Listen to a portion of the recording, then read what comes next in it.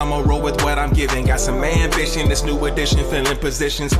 Looking at the void in myself and feeling what's missing. Better watch the way you going, better go in the right direction. In the moment you stressing, but you gon' be counting blessings. And I know that for certain. Keep on working, open curtains. Haters swerving, cause they ain't ready for your final version. Whoa. I'm never gonna give up. Fall down, I just gotta get up, yeah.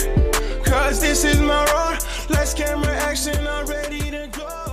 You're listening to the Tom Ficklin Show on WNHH LP 103.5 FM, your home for community radio. Salutations, Connecticut, salutations, Florida, salutations, California, Kentucky, Massachusetts, and the whole world. We got a show for you today. It's the 3-alarm fire at America's Schoolhouse over here. And I promise you, I have assembled a group of activists and active educators and leaders. Just an incredible house. So I'm going to start off and I'm going to follow my screen. I'm going to say, Ricardo, you're the first person on my screen. Then we'll go to Tina. Then we'll go to Anna, then Rose, and then Julian. And what we do is you introduce yourself, give us a little 30, to a minute, little kind of introduction. All right, Ricardo, take it to us, man. Well, greetings. Honored to be here. These are some special guests you got lined up here, Dr. Turner. Thank you. And it's always a blessing to be working with you. My name is Ricardo Rosa. I'm a professor of public policy at the University of Massachusetts, Dartmouth.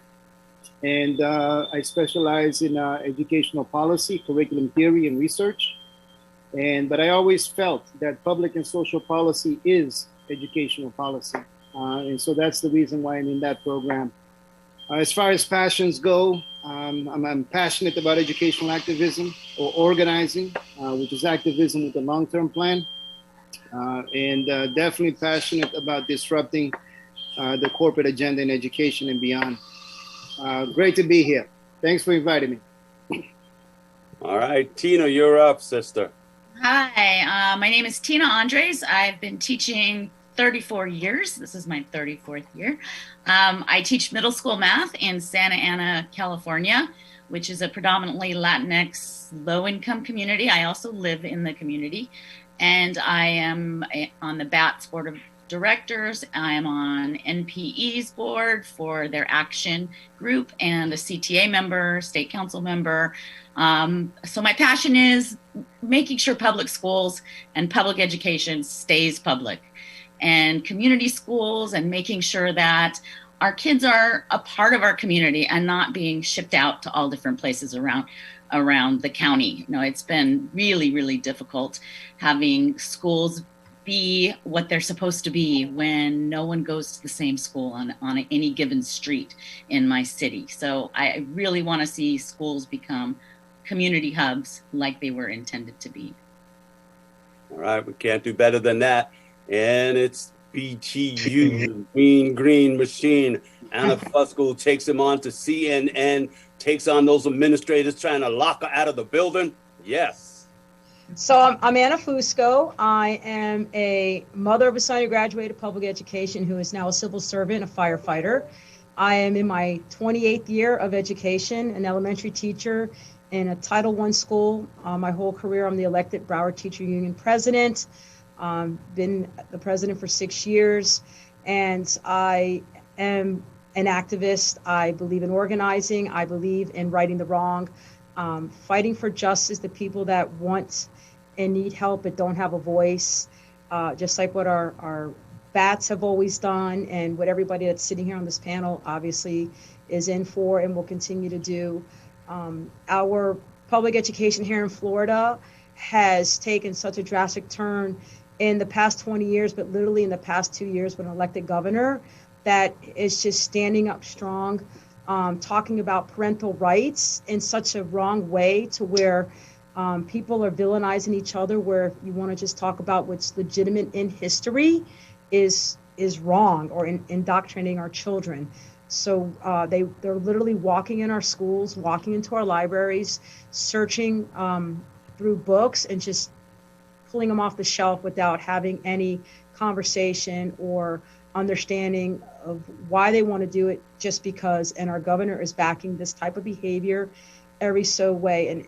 And our students and our educators and our employees of color, when they're speaking out that they feel like they don't have justice because of the color of their skin or where they live, they're being villainized and they're being told that they're, not fit to work. There's something wrong with them because all they're doing is just asking for legitimate help. Instead of giving them help, they're making them look like that they're the crazy ones. So we're actually living this type of atmosphere right here in Broward County, and unfortunately all the state of Florida, with our elected officials that are trying to push over more money to private sector and charter sector instead of what our very foundation of public school is. And I'm going to continue that fight against whoever's elected doing those type of injustices, whether it's in our school board, whether it's in our commissions, and whether it's in our governor's mansion. I don't care.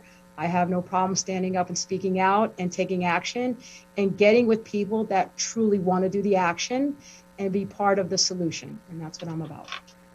All right, excellent. All right, Ms. Rose Reyes, you're up. Hi there. I just like to say that I am on the very same platforms as Dr. Rosa, Andres, and Fusco, because we are in that kindred spirit hive. And so everything that you've mentioned, I try to do as well and keep a balance of things. I'm a two-term town council member of Working Families Party in our little town here in Windham, almost 20 years bilingual ed in our district. Connecticut Bats, United Sever Schools, everything that's progressive and protective of the concept of public education, I am involved with, right? And also an AFT LPAC member, executive committee member. I'm trying to work on those policies and legislation that seem oppressive and trying to call out, when I can, the inherent dichotomous behaviors that we find within our framework. Perfect, Rose. Thank you. And of course, we have Dr. Julian Vasquez-Hillig with us. And this is the man who I follow to study education policy and equity. Julian, can you tell us a little bit about yourself? Yeah, when I got my PhD, they told me that when I introduced myself that I couldn't talk for less than an hour. So no, I'm only kidding. I just want to say, even though I'm not smiling in my picture on Zoom, I'm smiling I'm smiling here, sitting in my car, and I'm smiling in my heart because the mission and vision that these good folks just described is what's closest to my heart. I don't think I can improve or add to anything that they've said. I'm so appreciative to be with this group. I currently serve as the Dean of the College of Education at the University of Kentucky, one of the up-and-coming colleges. We're top 30 among publics. Our online programs are 15th in the nation. So we're just so proud. Some faculty have been coming along and we've been holding hand in hand. Other faculty, we kind of had to take them by the hand. But things are happening here. I also serve as the education chair for the California for the Kentucky NAACP, and serve on the executive board. And interestingly, I was appointed to the Educational Professional Standards Board by the governor and confirmed by a Republican Senate. So I'm glad that happened early on in my experience here in Kentucky. All right, I'm going to stick with you for a minute, Julian, because sure. I think you have a good grasp of this policy, and you've been writing about inequity. You took Sure. on Teach for America. This show is down the block from Yale. You took on all of those sort of scam education reforms for privatizing, Sure. things. You have fought them from the beginning. But one thing that I really loved when you became dean and people were talking about going to Finland and stuff, you told people, get in the car. I'm going to take you down the road. We know what works. Could you tell us about the policies that would work, sir? Yeah. Well, okay. Let me just start with the story. When I went to graduate school, and I was at a picnic, and I was a woman came up and she started talking to me, and she asked me, where I was coming from. I was a brand new graduate student, and And she introduced herself as Linda Darling Hammond. And she said, Julian, you should come by my office and let's talk. And so, I went by my office. I didn't know who Linda Darling Hammond was at the time. I'll be honest with you.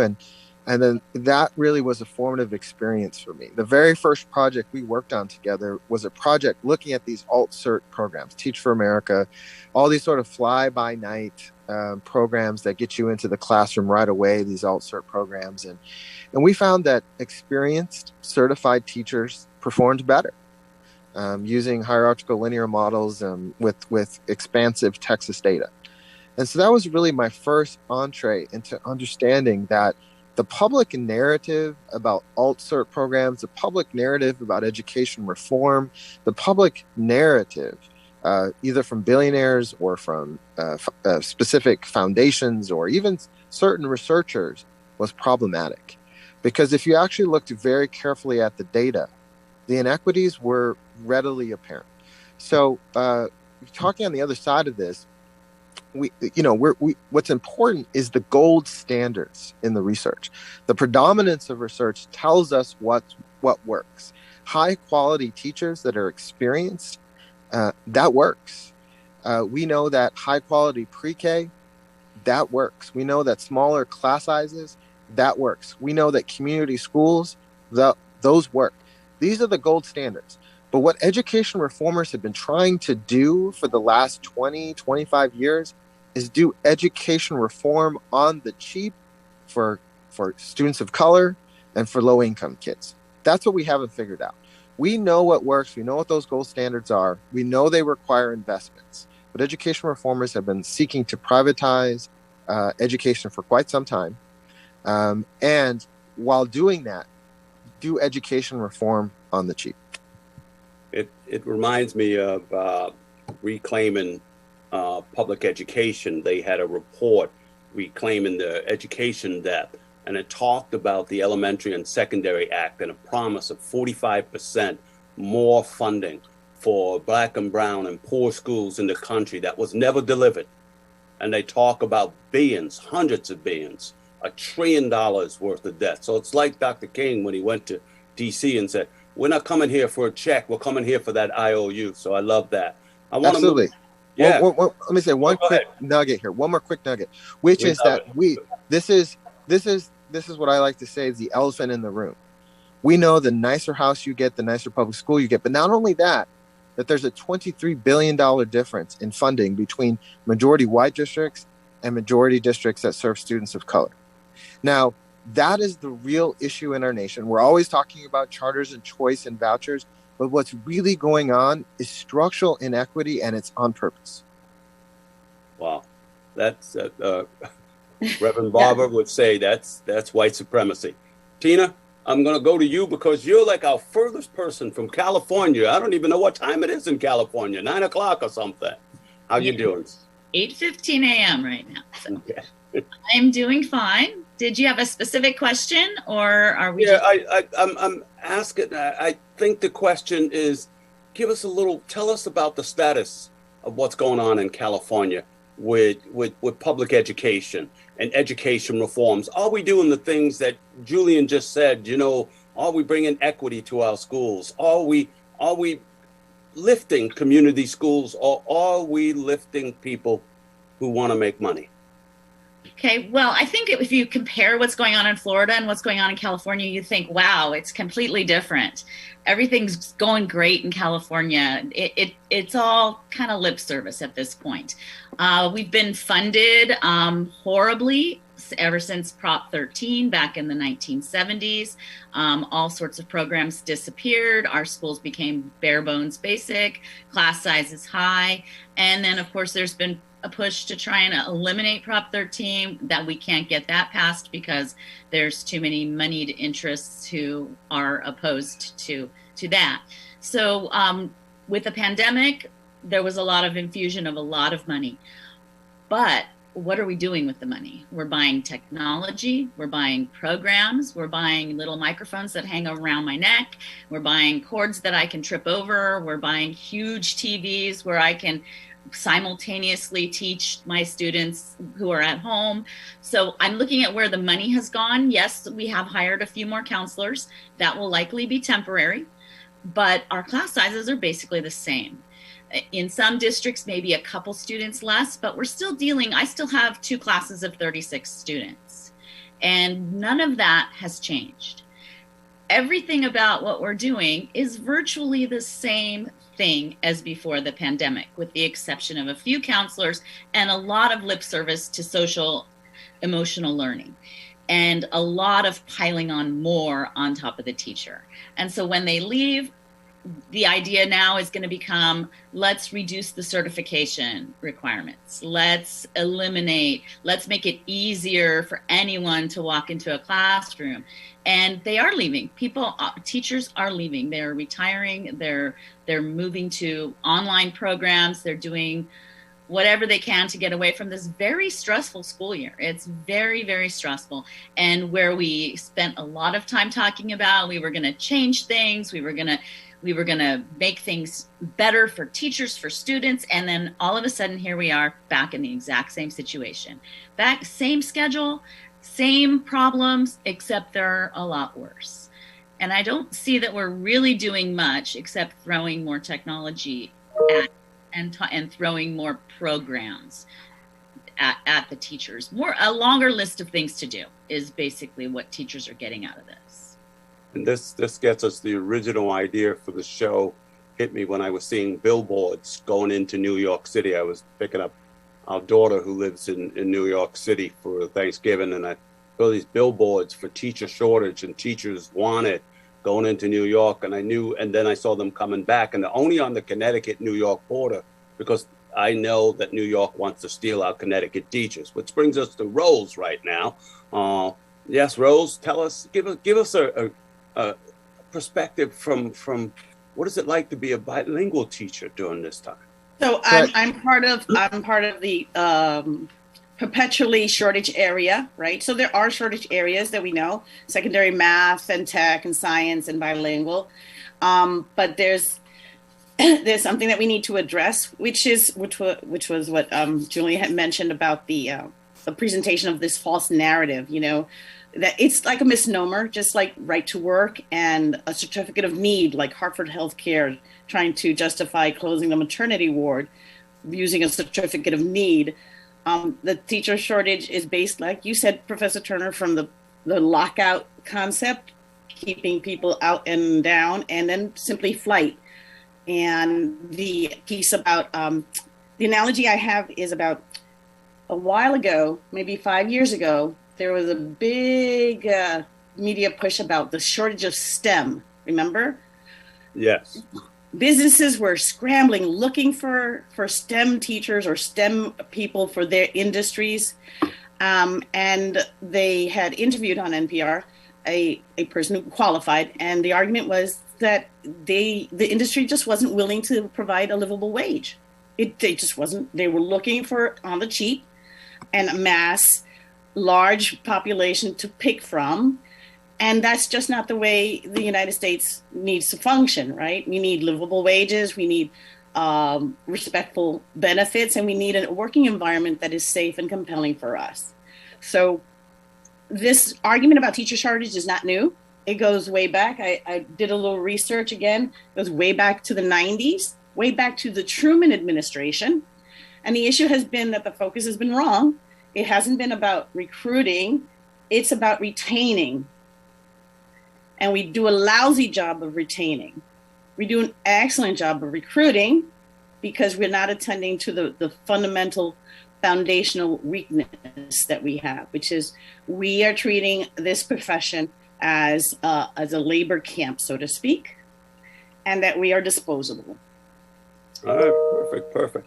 Now, Anna, we're going to come to you because you're an example of a badass union leader who's always at Tallahassee, at rallies and marches, and your teachers and your union is always in the face of these, I don't know what we would call them, these scammers who are shifting off the money. And like Julian said, this is only 2 years, this extra funding, so it's not permanent. They're not coming to save us. And Tina said, that's how long the tech is going to last. And I said, yeah, that, gets outdated even quicker than that. But Anna, tell us what a union should be like right now. Because I think, sister, you have it. Well, what a union should be is that we need to let our membership and our potential members know that it's not only an elected person like Anna Fusco or our officers, which there's only 4, or our stewards that are in the schools, that's not the union. We're 12,000 strong. And it is more powerful and more impactful when I get the masses out there showing up to a rally or an email campaign, which we're getting ready to do. Actually, as we're speaking, I just launched off an email to our membership to get out there and say something, do something, and try to educate and have these conversations with people. And I believe in being personal with people. You guys see me. I've got my office in the background. I'm in a T-shirt.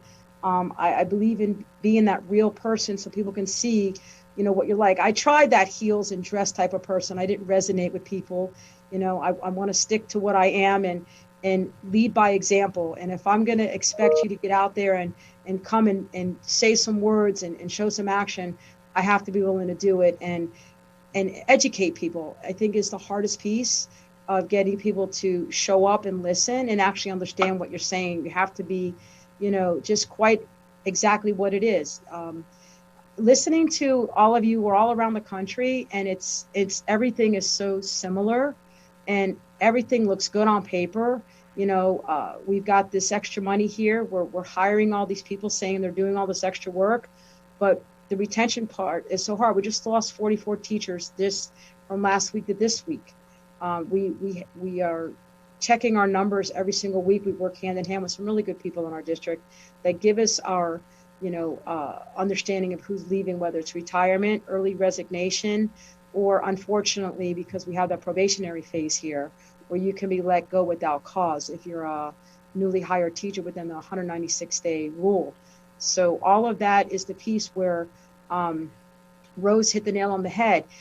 The recruitment part is easy. We had 737 teachers show up to our new teacher orientation.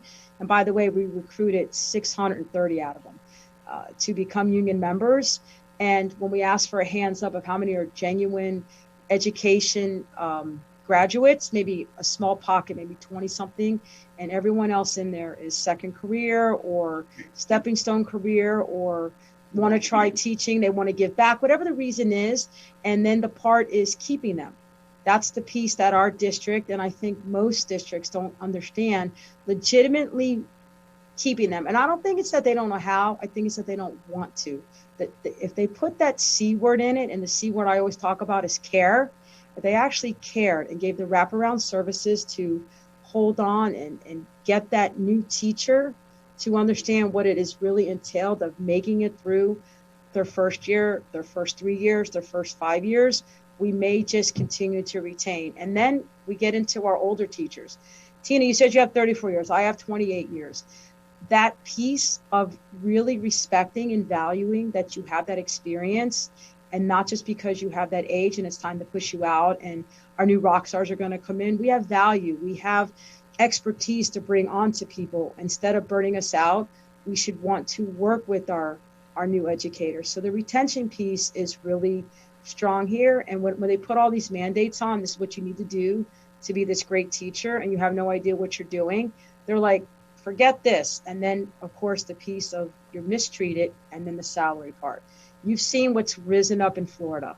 I mean, just to rent an apartment, forget about owning a home. Everybody's coming from out of the state, out of the country to buy our homes. A 1.5 is $300,000, 900 square feet. A teacher making $47,500, it's impossible to be able to be your own homeowner. They're still living with their parents. They're living with multiple roommates just to make ends meet, to survive. And that's not including everything else that's risen here in Florida.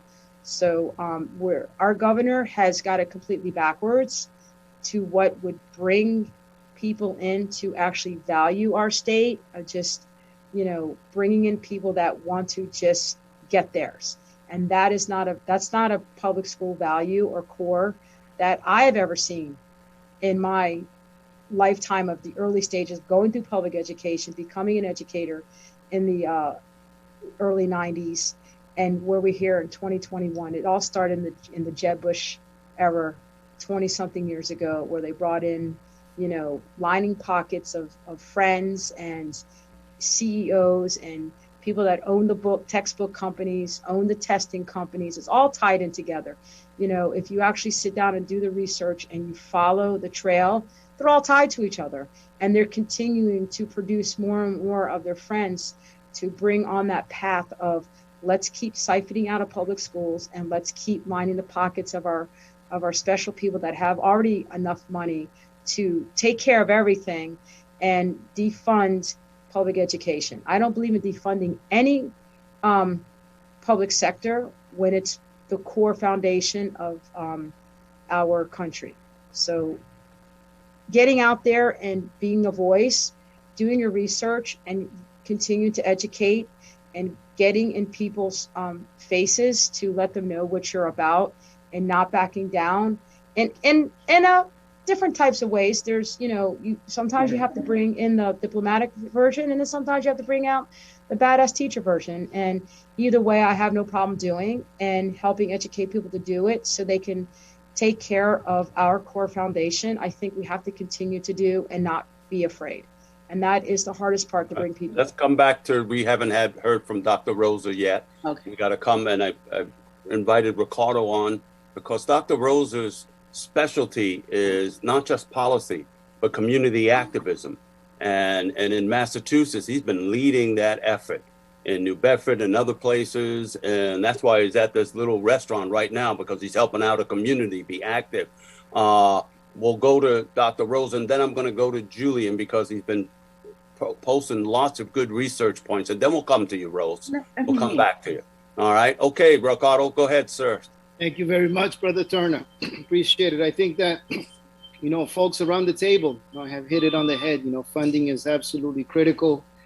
We need critical investments in our public schools and in our colleges, the state budget. Some of the priorities that we're trying to push in Massachusetts include, the full and on-time implementation of the Student Opportunity Act and a substantial investment in public higher ed, as called for by the Cherish Act. And we're looking for, free, debt-free public higher education. So in Massachusetts, the narrative is the same. I see this across the country.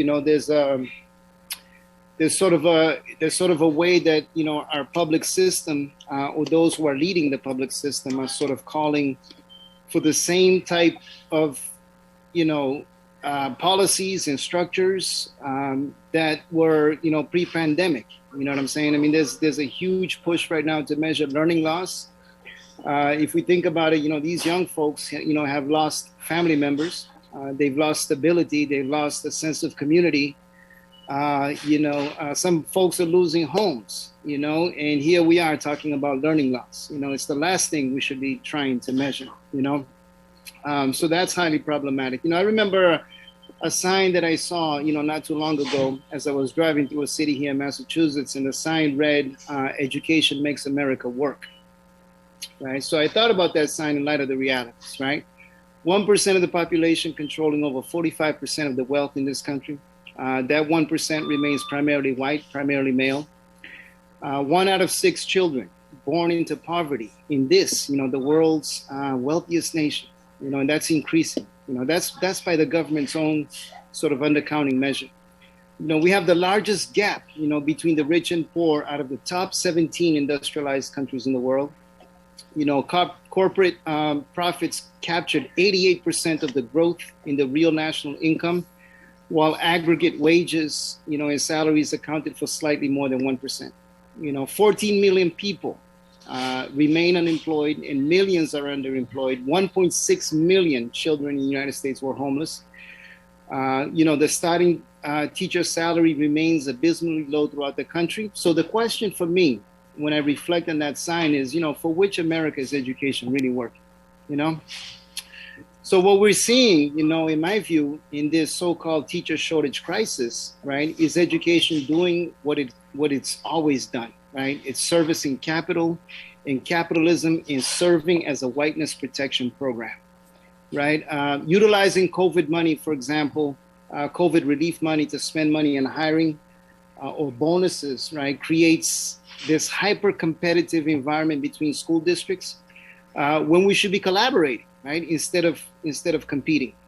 Right, at the university, we have, folks are trying to push this new thing, right, called responsibility-centered management, where you create this hyper-competitive environment between departments where, every little thing departments have to track and pay for themselves. At the same time, you want departments to collaborate when it comes to curriculum, right? So it creates this, tense environment where administrators want collaboration on the one hand, but they're creating this competitive structure on the other, right? It just doesn't work, and I see this not only in higher ed, but across the board in public ed as well, And I agree with Rose when she says that we need to focus on retention. I think there are two fundamental reasons why educators leave, right? One is that we do the same thing to educators that we do to young people in this country. Right? We tell them day in and day out that they need to stop being so as to be, right? And that's a fundamental human desire, right? Is the desire to create, right? And current educational policy extinguishes, right, human creativity, both in educators and in students. I'm dealing with a superintendent right here in the city of New Bedford, who has been, going around saying that he doesn't want teachers to create curriculum. At the same time, he's coming to our coalition to help the school district fight against the charter proposal. You can't have it both ways. Teachers need to be as innovative as the discourse that these charter schools put out there, right?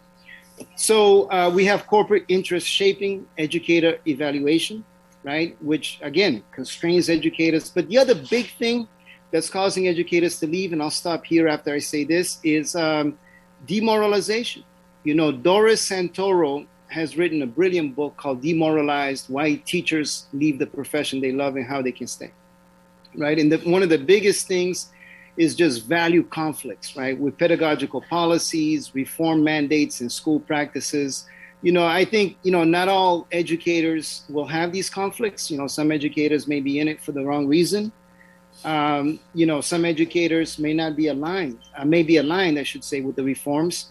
But great educators end up leaving because there's this value conflict. There's an ethical conflict between what they're made to do every single day and what they truly believe in, right? And it goes back really to the way that, students are treated and students are sort of taken up in our school system. So kind of like church, amen moments. Right. The loss of good educators, is tied to mismatches, between what they're made to do and their moral convictions, right? I would also argue that the fact that these values, these moral concerns and ethical signposts are not taken seriously, speaks to the power of patriarchy, in the field. So I'm going to stop there. I've said too much. That's good, because we're going to go to Julian. But before we go to Julian, I have been inundated with messages from teachers of color who've been pushed out of the classroom, who are certified, want to teach, supposedly we have a shortage, and they've been pushed out because they spoke up against bullying, because they spoke up against high stakes testing, because they spoke up against this profiting off the misery. So I would be remiss if I wasn't speaking up for people like Jeffrey Cannon, the third grade black male teacher in DC, who Michelle Rhee chased out and never went back to school to teach again. And yes, he won his case in court, but it doesn't matter. We lost a proud, strong black elementary school teacher. And I would say that's going all over the country. So when you're talking about shortages, don't tell me you got a shortage if you're not hiring the people that want to work in our school. And New York is full of them. They've been emailing me left and right. Don't want to say, sorry, I got off the moment. Julian, Dr. Vasquez, please take us back to sanity. Yeah, a couple quick thoughts. I think first, the panelists have really succinctly described how the teacher shortages and sort of the modern problems that we're facing in education, and it's not just K-12, it's higher education, are symptoms of the disease of structural inequality. I think Dr. Rosa and the other panelists have really stated that well. I also think I just want to reaffirm what Dr. Rosso was saying about this competition and how it extinguishes not only the creativity, but also this era of competition really stems collaboration. If you think about charter schools, that was the original idea that Al Shanker and other folks came up with, was that these would be laboratories that would share and collaborate with other schools. They would have this sort of little bit of extra freedom to do that. But instead, they became competitive. They became the alternative. They became the privatized neoliberal approach to have religious organizations and corporations and nonprofits run, or when I say nonprofit, I put quotation marks around those, run schools. But I want to talk about sort of the higher ed perspective. I think that's one of the reasons why you brought me here today, which is that there's a reason why higher education is under attack in Florida and other places. There's a reason why they want to sideline academics and researchers in these conversations, because we know what the research is. I talked about some of the gold standards, and I think it's incumbent upon scholars to be public scholars, to make their work available to all audiences and not just let that work gather dust on a shelf in a journal, but to do shows like this, to be involved in civil rights, to work with unions and other community organizations. I think, too, teacher ed is really key here. One of the things that we're really proud of at Kentucky is we've doubled the number of African Americans in our teacher ed program. Overall, teacher ed programs have been on the downslope. We're down over the last 10 years between 15 and 20%. But in this year, we're finally where we were in 2015 in STEM grads, STEM students. We're finally where we were in 2015 in social studies. So there are some silver linings, but because of the broader political issues that are happening around education, it's dramatically impacting the enrollment in teacher ed programs. And then what happens is you have these alt certs step into the gap. I talked about that study in Texas. Houston had 70 different alt certs when we looked at this 15 years ago. Ed Fuller's work shows that up to 70% of new teachers were coming through alt cert pathways, including Teach for America in Texas in recent years. So what happens is that it's a slippery slope. It's a slippery slope. A couple more quick things. I think it's incumbent upon us to work collaboratively with communities. Higher ed must do that work. We must recreate the coalitions of the 1960s where labor, higher ed, the clergy, et cetera, where we're working together in this educational policy work. I also think that it's important that universities, in the business schools, the law schools, they do lots of professional development for people in the field. We must also do that for teachers, especially in this time of COVID, where things are coming at teachers that we didn't train them to do in higher education institutions, because we didn't know that a pandemic was coming and that they would have to be teaching in hybrid ways, et cetera. And then finally, it's incumbent upon higher education and faculty to provide input to policymakers and to work arm in arm with them, whether they're Republicans or Democrats or independents or Democratic Socialists or whatever. It's our responsibility to make the time to do that work with policymakers. I had a policymaker send me an email yesterday about literacy, and I said, how about we put together a task force? How about we put together a conference? We have got to move more quickly in higher education to meet the needs of that policymakers and stakeholders and unions come to us with. We cannot wait a year, 2 years. Sometimes we just move too slowly. We must act now. All right, now we're going to, at this point, we're moving quickly. You are all superstars and heroes, and people really want to hear your voice. So I'm going to start saying now it's like the minute rounds. So Rose, we're up to you. So I just wanted to refer to Anna's comment that unfortunately the three pieces that keep us and this alleged perception of shortage is that this is a default profession. It's been perceived as a default profession. Of the 100 grads, 30 don't teach. Of the 70 that are there, 21 leave within 5 years, simply because of its work environment and the disrespect that we encounter, right? The other piece is that that the higher education teacher training program needs to be listening to the state needs and not the corporate needs, and then address the shortages that we have, because our shortages affect different districts in different ways, and in different content areas. We have always had shortage of language, bilingual, multilingual teachers, always, because of the United States ignorance or inability to welcome other language learning, right? We have a glut in the supply market, so to speak. I'm using capitalist terms, unfortunately, in early elementary, because the higher ed teacher trainings don't say, you sound like you have more capacity for this technology, science, or other pieces. So we have a glut in elementary ed. We have shortages here. It's like a wrong approach. It's this come and choose what you want, again, under this framework of choice, competition, instead of stewardship. No problem. We're going to go to Anna. Before we go to Anna, I want to say there's no more gluts anywhere in the system. No more gluts. We are so short on the incoming end. So at our university, from over 100 applicants every semester down to less than 30. I mean, California down over 50%. We know. Julian, I'm so glad that there's some positive news out there. But Anna, we're on to you because we need a sister who can fight this battle.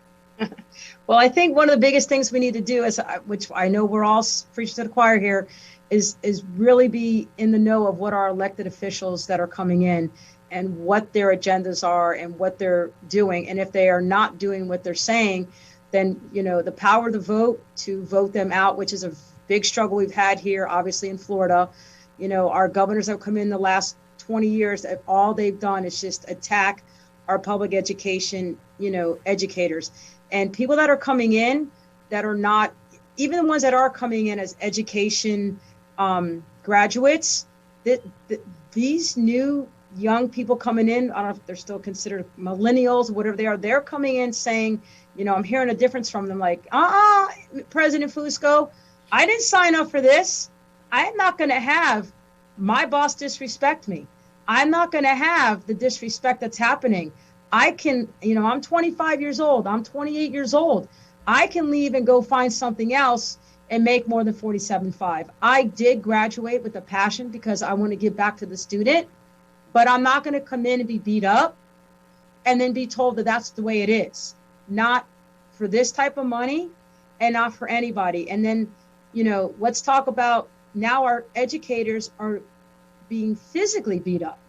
The rise in violence and disruption has risen so bad here in Broward County Public Schools in the state of Florida. I've never seen anything like it in my 28 years. So we have our management that are beating them up. We have our state elected officials beating them up. We have parents beating them up.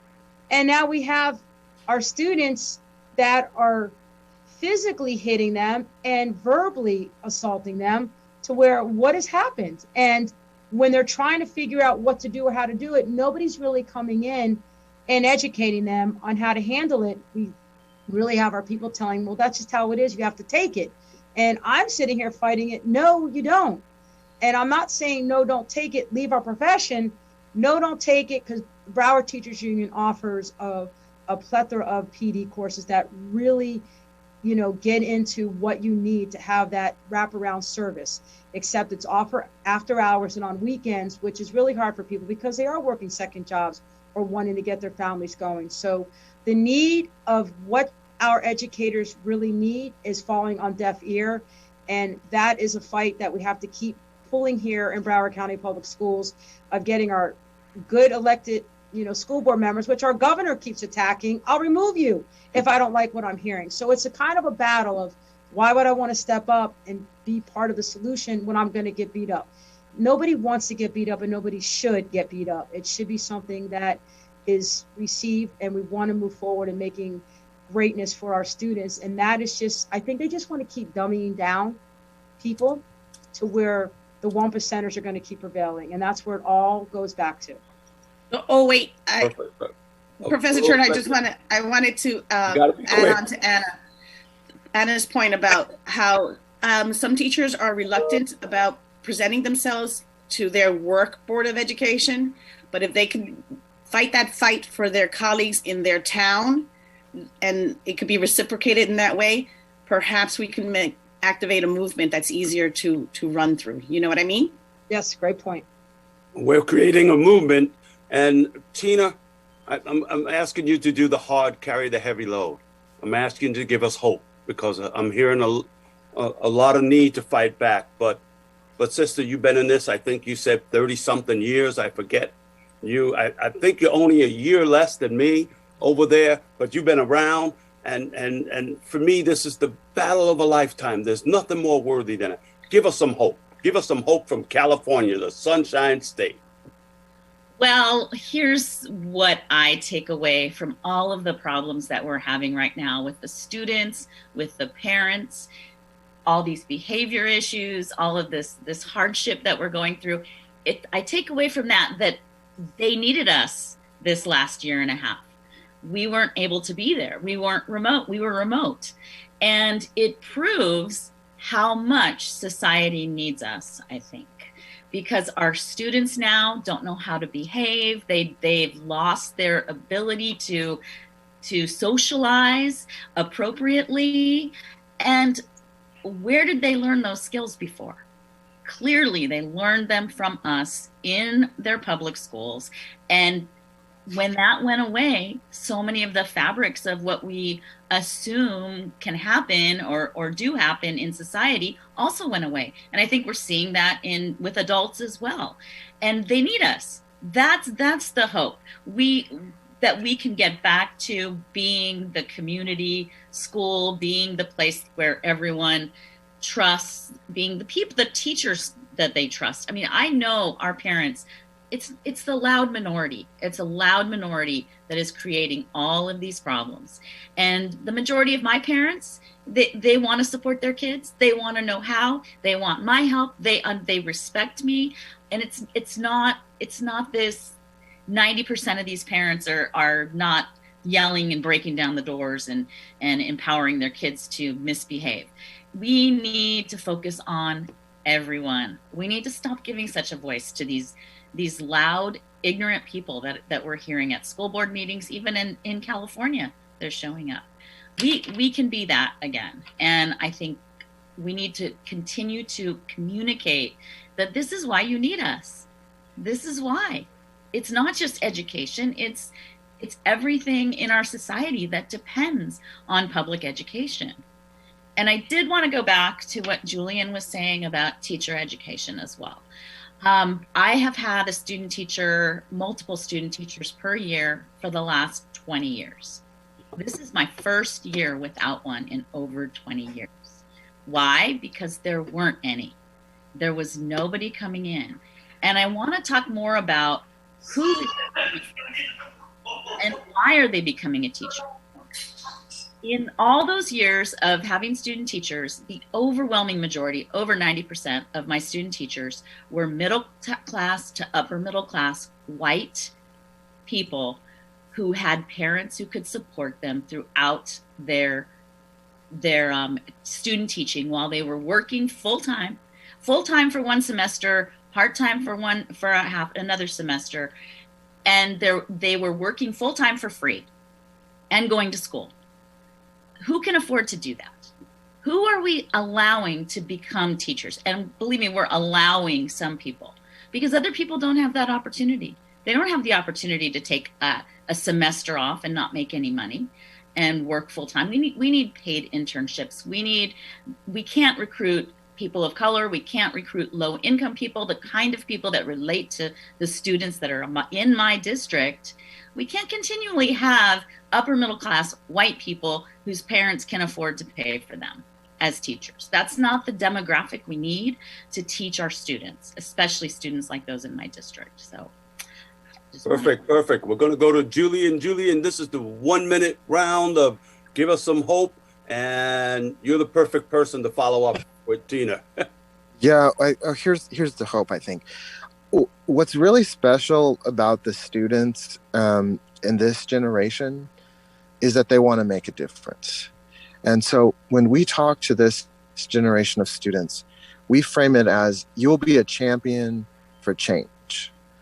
Public education is the compass of our democracy, and you are the first responders to the nation's challenges. And so that's what we're doing to recruit folks. The last couple of years, we've been able to stem the drop in teacher ed, and I gave you some of the real positives earlier. But I really think that we can reach these students by telling them how impactful this work is going to be. And then it's our responsibility to protect them, to make sure that we're sending them high quality leaders, to make sure that we're working with policymakers to ameliorate these sort of onerous approaches to educational policy that keep coming down the pipe in red and blue states. And so we've got to protect them, because this generation, they want to be educators. They want to be in the classroom, but we need to be prepared to have courage and stand up for them. Oh, perfect. So now if we go to, let's go to Ricardo, and then we'll go to Rose, and then we'll go to Anna over there. Make sense? In a minute. I'll do the lightning round since time is almost up. I think that, for me, I want to go back to what Julian has mentioned about being more responsive in terms of research and our work in higher ed.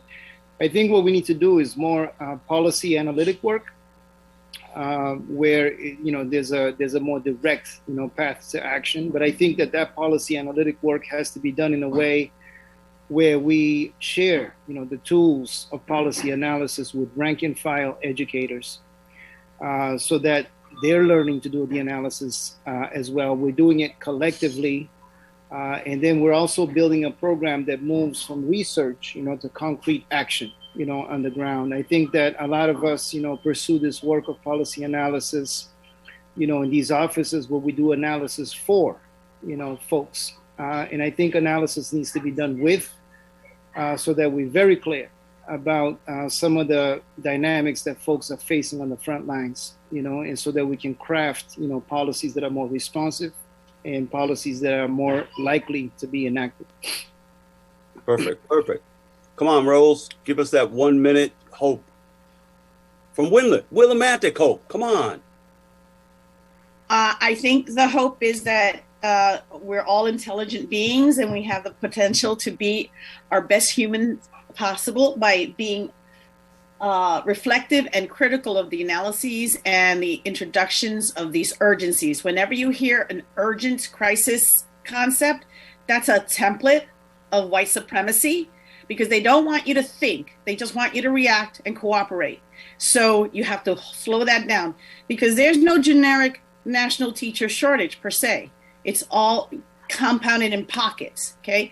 And why has that been? It's been because of a systemic decision that these places are not going to get these resources. So my position is, we're smart enough. Now let's share our courage. All right, Anna, you're taking us down the end. 30 seconds. The hope that we have here is this building relationships, great communication, drowning out the small minority, getting people to realize that it's just a small minority that is doing a loud scream, and how to combat it in a way to where, if you say you want to make a difference, show by actions and making a difference. And it's, the conversations on how it is to get the resources that you need through each other, even though our state's not funding it, is the best piece that I can give all of our new incoming educators, whether they're education graduates, or they're coming from somewhere else, another job, or they just decided and woke up that I really want to give back to our students, because I do believe that there is so much more good than there isn't, and people do want people to prosper and bring out the best in our children. And that's the hope that we have to continue on, that we want to make great humans and great people out of our little people that have count on us, and we got to keep that communication going.